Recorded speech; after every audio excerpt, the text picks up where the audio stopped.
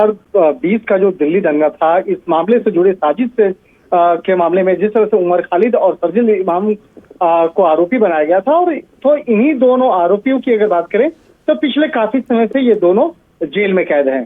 तो उमर खालिद और शरजील इमाम की तरफ से जमानत याचिका दायर की गई थी और इसी मामले पे आज सुनवाई हुई है और दिल्ली के कड़कमडुमा कोर्ट जो है जमानत याचिका पर फैसला जो है वो सुरक्षित रख लिया है। तो आज देर शाम तक हो सकता है कि इस मामले पर आज फैसला सुना सकती है कि क्या उन्हें जमानत देना है या नहीं देना है। तो इस मामले पे आज शाम तक फैसला हो सकता है।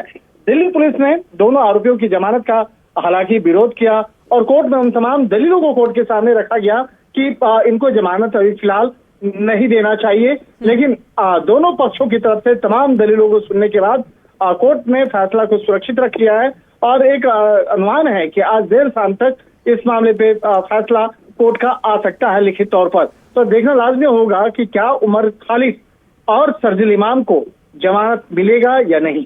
जी बहुत शुक्रिया आपकी।